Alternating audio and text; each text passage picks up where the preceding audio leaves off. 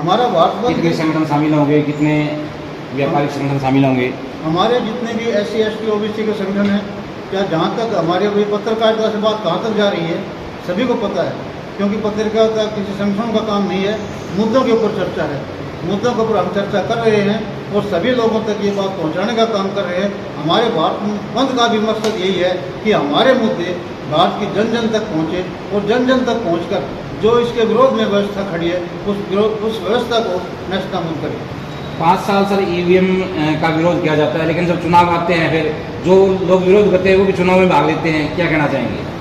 चुनाव में भाग लेने का मामला ये भी बात करते हैं भी हम EVM को तोड़ेंगे, लेकिन कहीं ऐसी कोई घटना नहीं होती जहाँ EVM का विरोध हो चुनाव के दौरान। चुनाव से पहले तो होता है विरोध, लेकिन बाद में नहीं होता चुनाव के दौरान। देखो, भारत की जनता और पार्टी सब की सब शून्य हो चुका है। भारत के अंदर ये शून्यकाल है और शून्यकाल गुलामी की पहचान होता है। मैं आपको क्लियर कर रहा हूँ कि भारत के अंदर पहली बार EVM मैंने हरियाणा के अंदर तोड़ी है चंडीगढ़ में, और मैंने अपने सभी डॉक्यूमेंट्स पूरे करके तोड़ी है, और सरकार को मेरे खिलाफ FIR करने का भी हिम्मत नहीं हुई।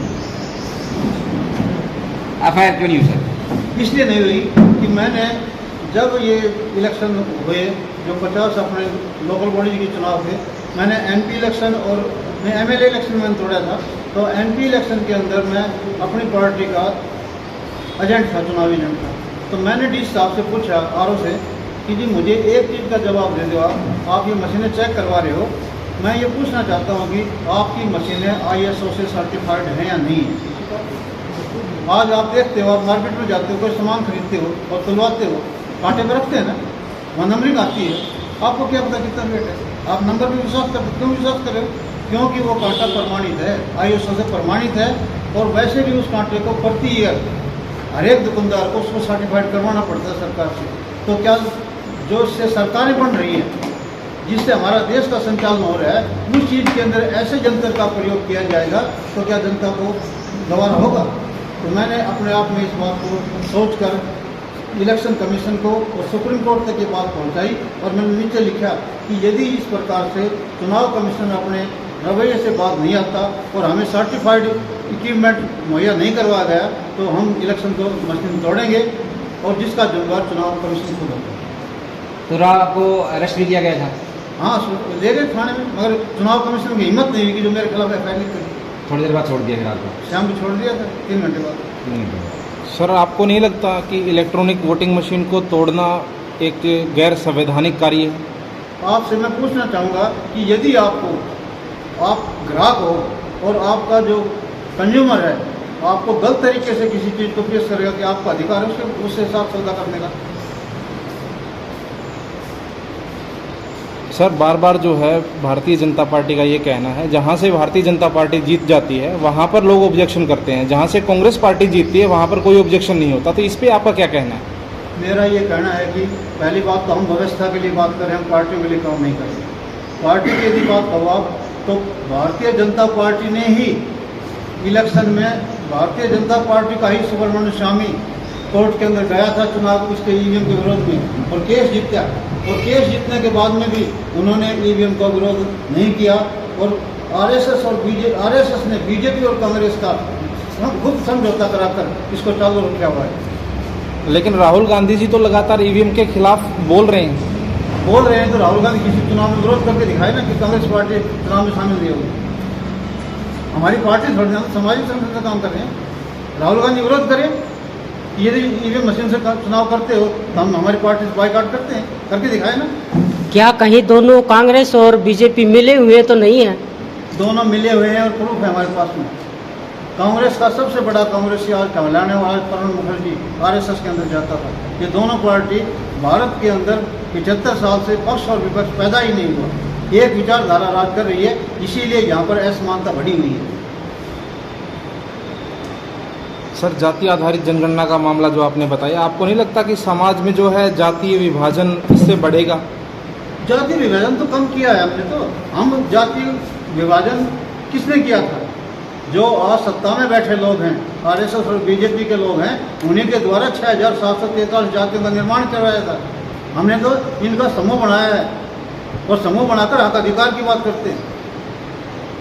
लेकिन सर अगर अभी की बात करें तो भारतीय जनता पार्टी तो अभी राजी है वो ये जाति आधारित जनगणना करवाने के लिए, तो फिर क्यों ऑब्जेक्शन है आप लोगों को? हमारा ऑब्जेक्शन कहाँ है?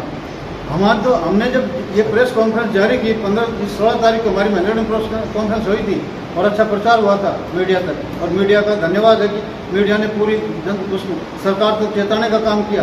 और 18 तारीख को न्यूज आ जाती है कि हम जनगणना कर रहे हैं और 27 अप्रैल 27 तक हम जनगणना पूरा कर देंगे।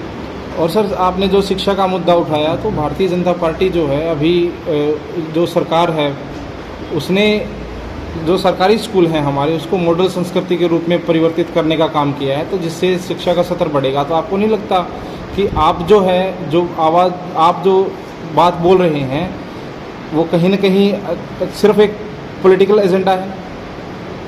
हमारा पॉलिटिकल एजेंडा नहीं है, हमारा जनता को जो लूटे जा रहा है उसके ऊपर बोल रहे हैं। आपको पता होगा इस चीज़ का कि चैरिटी क्या है। जब लाइसेंस चैरिटी से लेते हैं तो बिजनेस क्यों कर रहे हैं, व्यवसाय क्यों हो रहा है? सरकार की आँख फूटी पड़ी है, सरकार के नाक के नीचे जो है इस धड़ल्ले से फीस ले रहे हैं और लोगों को मजबूर किया हुआ है। आजकल एक मुद्दा बड़ा पॉपुलर है जी ग्वालियर का, जिसमें हाईकोर्ट में बाबा साहब की प्रतिमा का विरोध किया जा रहा है।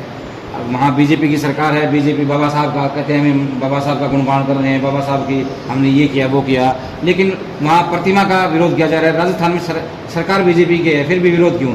दूसरी तरफ असंवैधानिक तौर पर मनु की मूर्ति राजस्थान हाईकोर्ट में लगी है, क्या कहना चाहेंगे?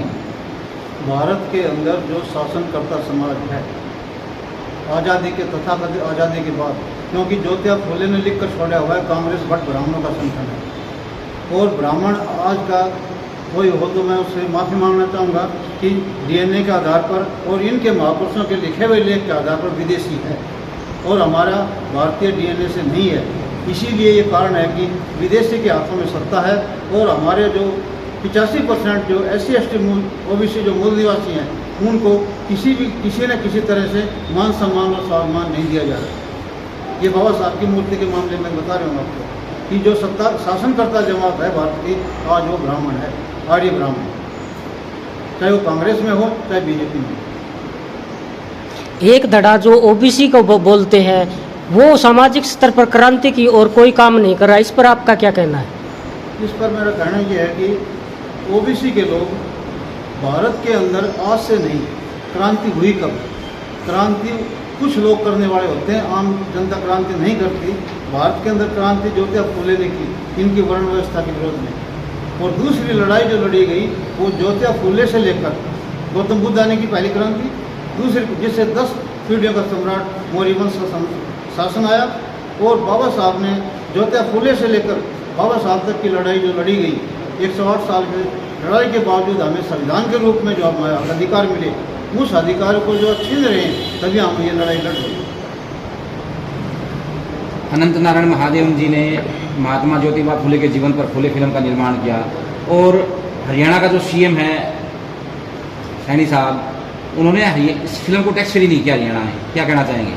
क्या दिखावा है OBC समाज का? OBC समाज को एक इस व्यवस्था के बारे में आपको बताना चाहूँगा कि इस व्यवस्था के भारत के अंदर जो इन्होंने व्यवस्था बनाई वो खड़ी तो है, मगर केवल खड़ी नहीं है। खड़ी के साथ साथ में ऐसी है, कोई ऊंच है, कोई नीच है, कोई उससे नीच है, कोई उससे नीच है। इसलिए जो आदमी अपने ऊंचाई को तो देख रहे हैं, मगर ये नहीं देख रहे कि तेरे से ऊपर कौन बैठा है।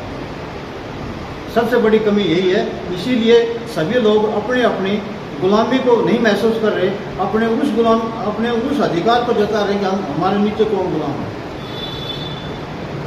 नायब सैनी अगर फुले फिल्म को टैक्स फ्री करते तो लोग ज़्यादा नहीं देखते, लोगों में ज़्यादा प्रचारित होती फिल्म, उनके जीवन को और भी ज़्यादा लोग प्रेरणा लेते। मैं पूछना चाहूँगा कि क्या नायब सैनी मुख्यमंत्री है? जब तक RSS से कोई टैक्स फ्री की बात नहीं होगी तब तक कोई भी मुख्यमंत्री इसको टैक्स फ्री नहीं कर सकता। और वो करेंगे क्यों? क्यों? उनके विरोध में सारा मामला। 1 जुलाई का जो आंदोलन है उसकी राष्ट्रीय स्तर पर क्या व्यवस्था होगी? राष्ट्रीय स्तर आप किस चीज़ को बोलते हो, बताइए। जैसे हरियाणा में डिस्ट्रिक्ट बॉडी या गांव स्तर पर ये आंदोलन होगा? हमारा जन जन का आंदोलन है, किसी बॉडी का, किसी संगठन का आंदोलन नहीं है। हम जनता को उसके अधिकारों के प्रति जागरूक करके विरोध में खड़ा कर रहे हैं। हमारा 50 गाँव में भी हो सकता है, 100 गाँव में भी जिले में हो सकता है, शहर के मोहल्ले में भी हो सकता है। हम उसकी लिमिटेशन नहीं है। धन्यवाद।